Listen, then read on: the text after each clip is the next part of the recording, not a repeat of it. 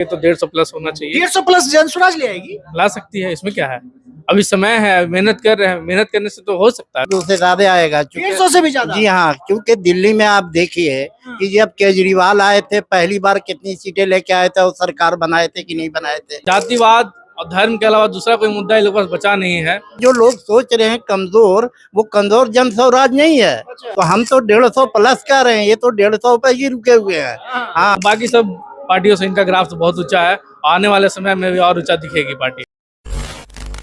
नमस्कार। विधानसभा चुनाव के कुछ महीने बचे हैं और तमाम जितनी भी राजनीतिक पार्टियां हैं अपनी दमखम लगा रहे हैं चुनाव में जीतने के लिए। मतलब विधानसभा चुनाव 2025 में अपना दमखम ये पूरा लगा रहे हैं।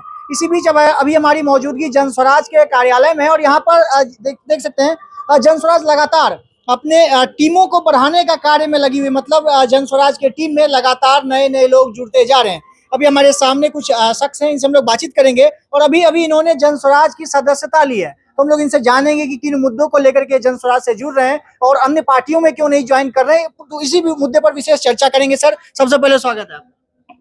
बहुत बहुत धन्यवाद आपका भी।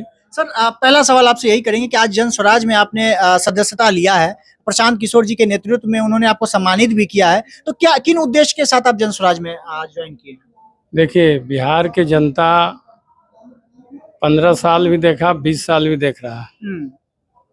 तो आज का डेट में जो प्रशांत जी का सोच, जो विचारधारा है कि यहाँ का बेरोजगारों को रोजगार मिले, बच्चों का अच्छा शिक्षा मिले, किसानों का ऋण देख रहे हैं, किसान हर समय हम आत्महत्या कर रहे हैं, मुफ्त में उनको ब्याज दर पर 0% पर उनको ब्याज दर पर ऋण मिले, किसानों का आय दोगुना हो।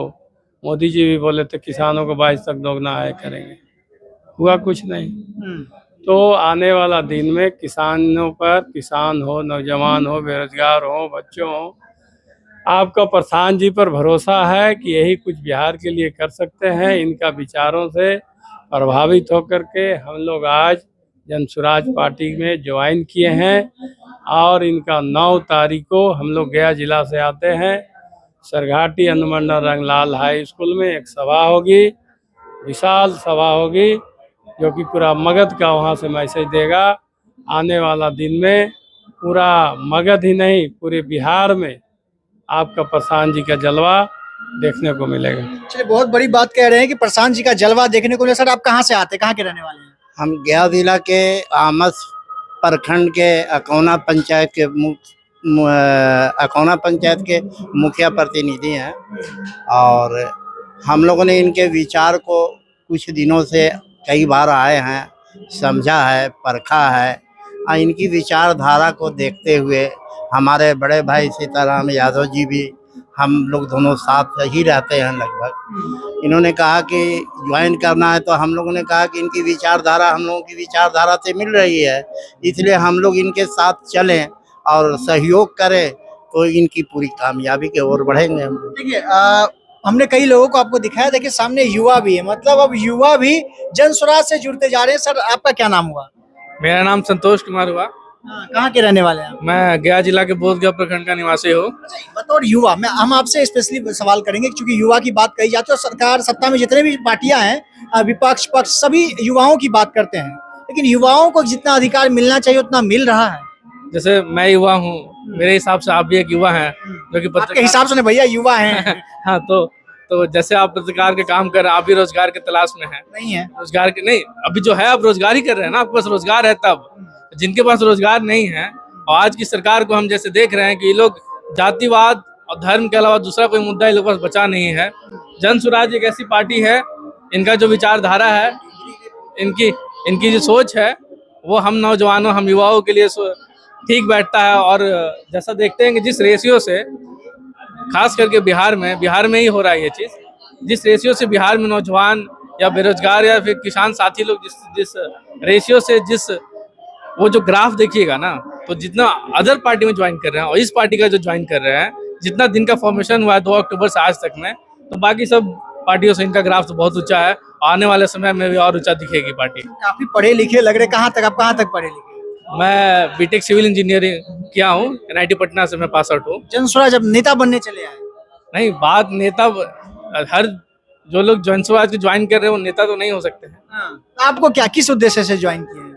मैं जन कल्याण, जन का जो सोच है, जन को आगे बढ़ाने में, जन को समर्थन देने के सोच से आ गया है। अब चुनाव लड़ने की तैयारी है क्या? चुनाव लड़ने की तैयारी अभी तो नहीं है ऐसा कुछ। लेकिन आगे लड़ सकते हैं। नहीं, इस सोच से मैं तो जन स्वराज को ज्वाइन नहीं कर रहा हूँ। मैं जन स्वराज की विचारधारा से प्रभावित होकर इनको ज्वाइन कर रहा हूँ। अच्छा, मतलब इनकी विचारधारा को देख करके आप लोग हाँ, विचारधारा को। अच्छा, ये युवाओं को रोजगार की बात करते हैं, किसानों को उनके हक दिलाने की बात करते हैं, गरीबों को साथ देने का बात करते हैं। बाकी लोग क्या करते हैं?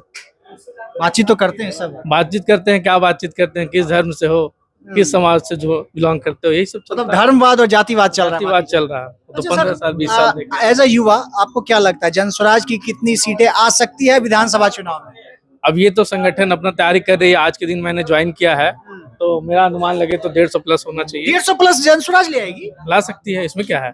अभी समय है, मेहनत कर रहे हैं, मेहनत करने से तो हो सकता है। इसमें बिहार की राजनीति तो आप देख ही रहे हैं क्या चलता है यहाँ पर। वही बोल रहा हूँ ना, इनका जो विचारधारा है, इनका जो सोच है, बिहार की राजनीति जो पहले थी और आज है, बहुत अंतर है। तो अब एक ही बार में नया नया स्टार्टिंग होता है और 150 प्लस कैसे सीट आप दावा कर दे रहे हैं? एक ही बार में कैसे? अभी जो उपचुनाव हमने देखा है, उस हिसाब से तो यही लगता है। जैसे मैं गया से बिलोंग करता हूँ, गया में एक विधानसभा है इमामगंज।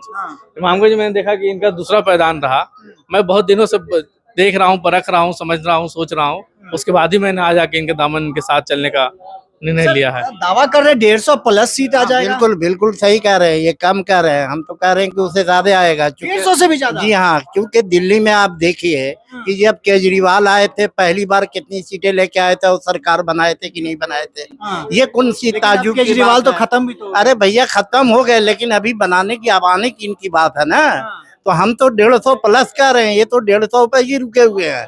हाँ, ये चूंकि केजरीवाल एक उदाहरण है यहाँ, ऐसा कुछ नहीं है। ऐसा जो लोग सोच रहे हैं कमजोर, वो कमजोर जन स्वराज नहीं है।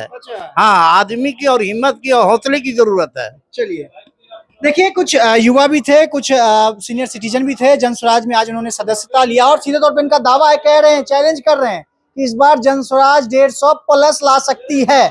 ऐसा लगातार जो भी नए नए जुड़ रहे हैं उनका कहना है। बाकी इस पूरे खबर के माध्यम से आप लोग क्या सोचते हैं, विचार हमारे साथ साझा जरूर करिएगा। और इस बार जन स्वराज की कितने सीटें आएगी ये भी कमेंट बॉक्स में जरूर बताइएगा। बाकी मेरा नाम अंकित भारद्वाज है और आप द पब्लिक पॉइंट्स देख रहे हैं। बहुत बहुत धन्यवाद।